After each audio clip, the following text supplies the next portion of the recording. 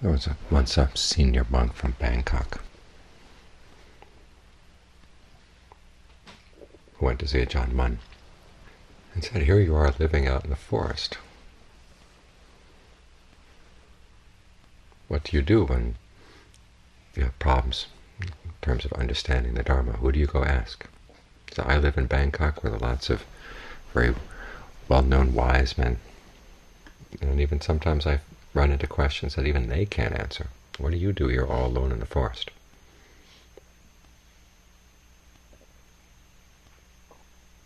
And the story behind the question is that this particular monk was not all that impressed with Ajahn Mun.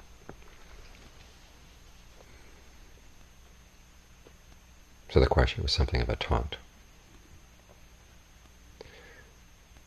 But Ajahn Mun's response was, he says, "I hear the Dharma all day long, 24 hours a day, except when I'm asleep.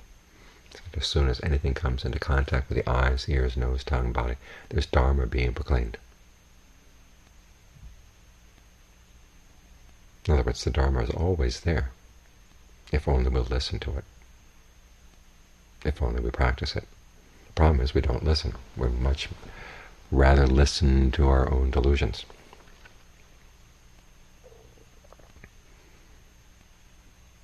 This is a comment that Ajahn Fuhr made one time, is that people don't like to hear the truth. They'd much rather be lied to. And part of them knows they're being lied to, but they like it, because that means they can get away with lying to themselves. They don't like running up against the truth. And of course, as a result, they suffer. We suffer because we fool ourselves, we delude ourselves. We do things that we would like to have lead to happiness, but they don't lead to happiness. There's that old story about the man eating a whole bushel of peppers and crying, and people saying, "Why are you crying? Why are you eating those peppers?" He said, "Well, I'm looking for the sweet one." And even we know that peppers are hot, and yet we keep looking for the sweet one. We do the same things over and over again, hoping they'll lead to happiness. Maybe next time. They didn't do it the last time, but maybe next time. That's basic human attitude.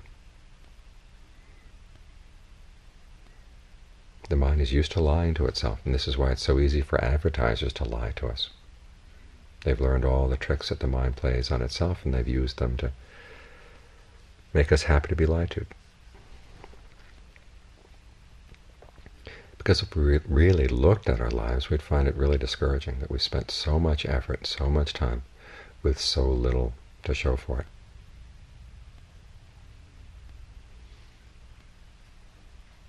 And so we like hanging around people who have the same delusions that we do.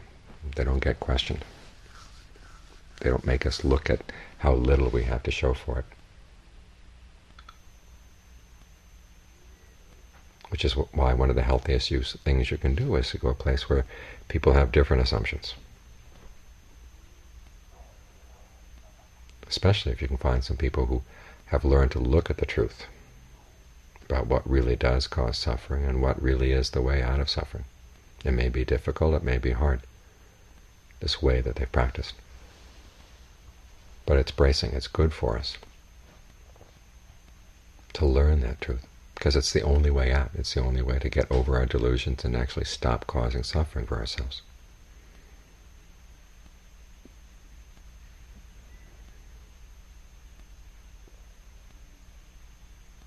This is why every time when you have descriptions in the text about people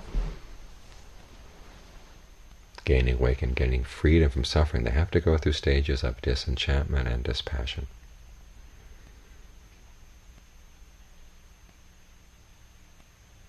The Buddha talked about the principle of practicing the Dharma in line with the Dharma. It's an important principle.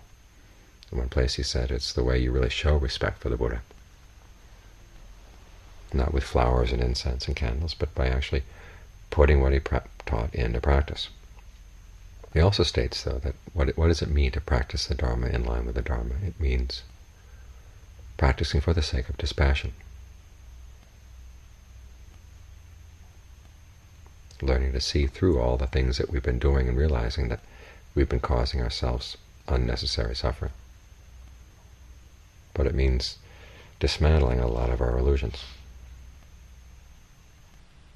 And particularly a lot of our illusions about ourselves.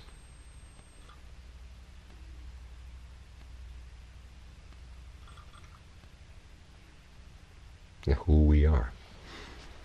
Just look at who your attitude, your assumption about who you are. What's it made out of? Well, it's made out of forms and feelings and perceptions and thought constructs and the acts of consciousness. That's it. We've cobbled our sense of self out of these things. And when you actually look at them, there's really not that much there. They're things that keep changing and changing and changing. And how can we find any sense of real stability out of these things, out of our constructs, when the raw materials themselves are changing? It's like building a house out of something you thought was solid, but when you really look at it carefully, you realize it's frozen meat. As soon as the sun comes out, as soon as it warms up, it's going to start thawing. And when it thaws, then the whole thing's going to fall down. And then you turn and look at things outside that you hope and depend on for your happiness. You see that they're very inconstant and stressful and undependable as well. We don't like to see that.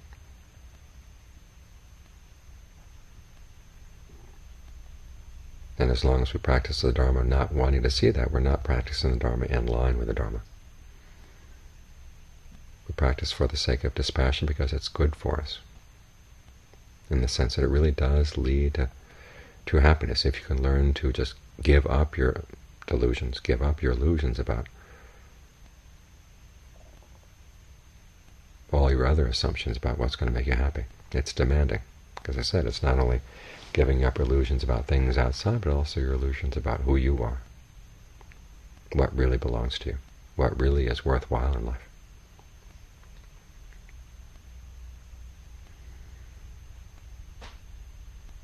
But the rewards are great. As the Buddha says, dispassion is the highest Dharma. There's a passage where he divides dharmas into two types. There's fabricated and unfabricated. Fabricated, he says, the highest fabricated Dharma is the Noble Eightfold Path. And that leads to the highest unfabricated, which is dispassion. This is important. We don't just decide we're going to give up any interest in anything at all and think that'll get us where we want to go. That's just like dying. You first have to be interested in the path.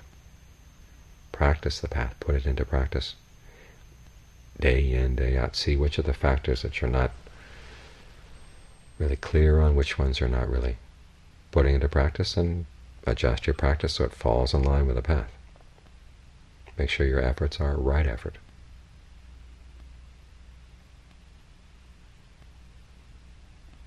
You see anything unskillful in your mind, well, put an end to it.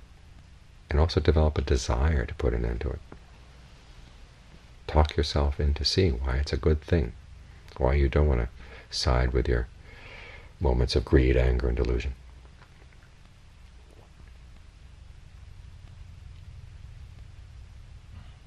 So that you actually have some enthusiasm for the path.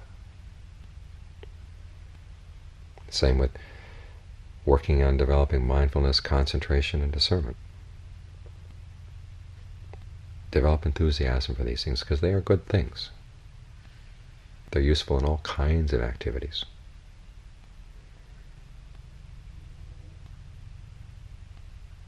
The Buddha talks about desire as being an important element in right effort. It's the kind of desire you have to go through, you have to develop first before dispassion is actually healthy dispassion.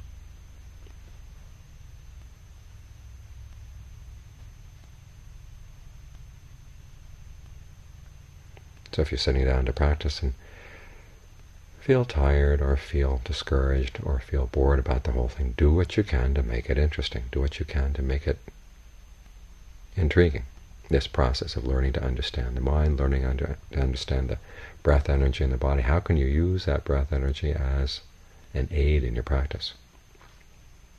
Develop an interest in it.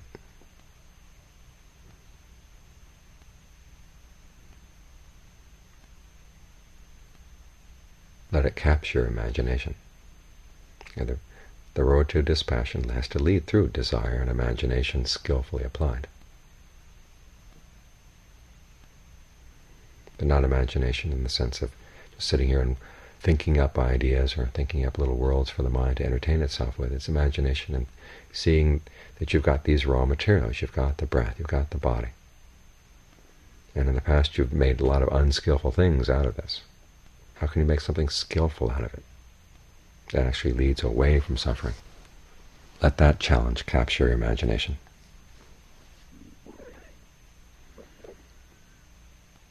Until finally, when the path is fully developed, that's when it leads you to healthy dispassion.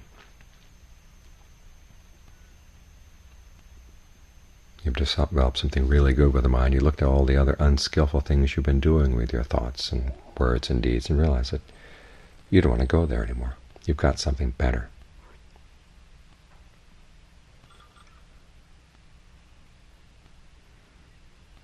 And you use the path to develop to dispassion all other things aside from the path itself. Then you turn, look at the path itself. It too is something put together. It's something jerry-rigged. But at least it's delivered you to the spot where you want to be. You develop dispassion for that.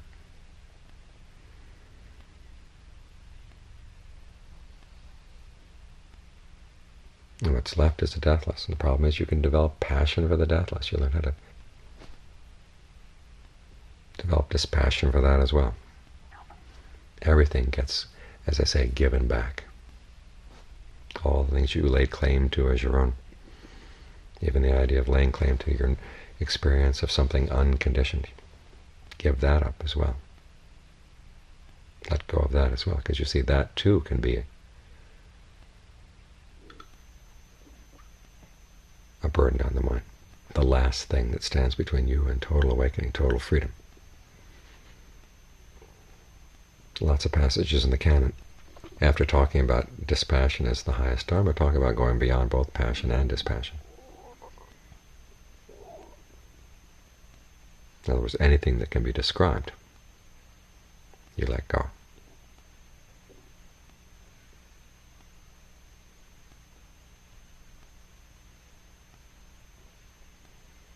So that's where the path of practicing the Dharma in line with the Dharma leads, to total freedom, through the doorways of the path, and the elements of desire and imagination you need on the path, and dispassion, and then relinquishing even dispassion. Seeing through all your illusions, and then even letting go of things that are not illusions. There's nothing you have to carry around from that point on.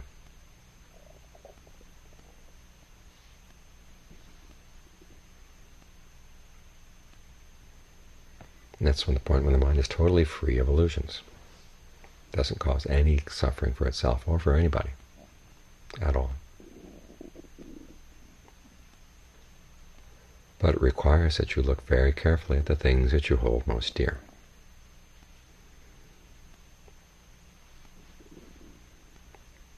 And that when you run into a truth, you learn how to accept it for a truth. Learn how to listen to the Dharma 24 hours a day. It's there all the time, proclaiming itself. These things are inconstant, stressful, not self. Craving is always causing suffering. Ignorance is always causing suffering. It's happening all the time. And the reason we don't see it is because we're more content with our illusions. But it means we're also content with the suffering. We have to learn how to put these two facts together and realize it's time to wake up.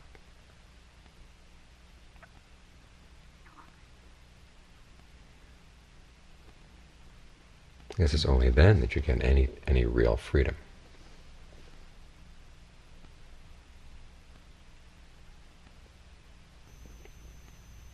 So when you run into anything in the path that's difficult to do, just remind yourself the difficulty is not insurmountable. And it's an important part of wisdom, important part of our discernment. This relates to something really basic. As the Buddha once said, there are 4 kinds of activities in life: the things that we like to do and give good results, things we don't like to do and give bad results. Those are no-brainers. The difficult ones are the things that we like to do and give bad results, and the things we don't like to do but give good results. And the measure of our wisdom and discernment is our ability to talk ourselves into doing the things that will give good results even though we don't like doing them, and in not doing the things that we like to do but we know will give bad results. Sounds very basic. It's some lesson that every little child has to learn, but we never seem to learn it.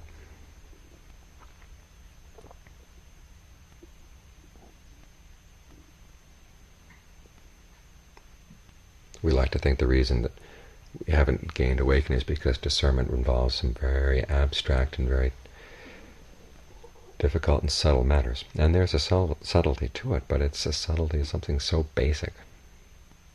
We don't connect our actions with their results. For some reason we like to hide them, hide that connection. That's our big delusion. It's nothing far away, nothing abstract. It's just the way the mind lies to itself all the time.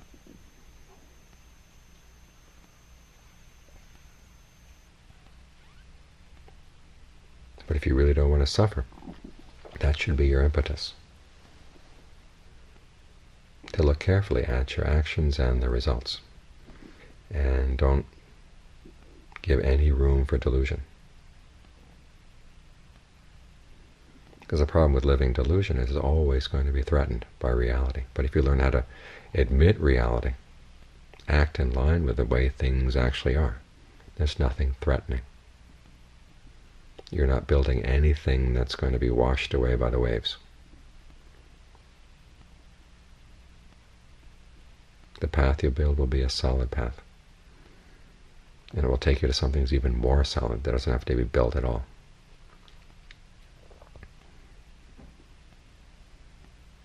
Because once the mind is totally with the truth and is totally truth-telling to itself, nothing anywhere of any kind can threaten it in any way.